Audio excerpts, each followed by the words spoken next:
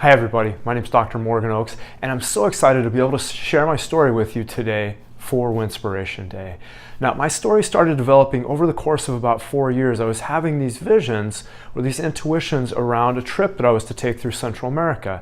And there were 4 specific visions. The first was to start in Mexico and move south. The second was that something big would happen in Guatemala. In the third vision, I actually kept seeing my own death in Panama.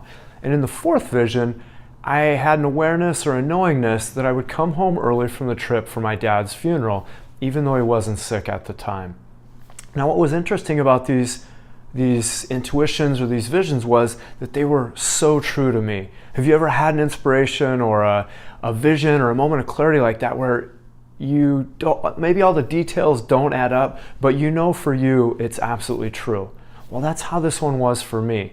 And as it developed and as I sat with it, I knew that at the bare minimum, I was supposed to go on this trip. And this wasn't a story or an experience or belief necessarily that I could share with my family. It wasn't something that I could share with a lot of my friends, but that didn't make it any less real for me.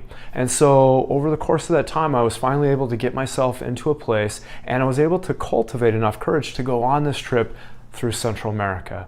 And I was able to go on that trip, and I was able to at least experience some of those visions happening and becoming true for me. And I've got to say that if I hadn't followed through with my heart, if I hadn't followed through with those visions, there's so many blessings, so many positive things that wouldn't have happened for not only me, but also my family and those around me. It would have been a huge loss.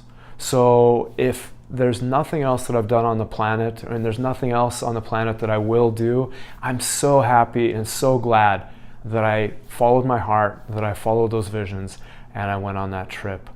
I hope that there's something in your life that is calling to you and that you're able to cultivate the courage to step into that as well. I'm sure that you won't be disappointed. Thank you for everything.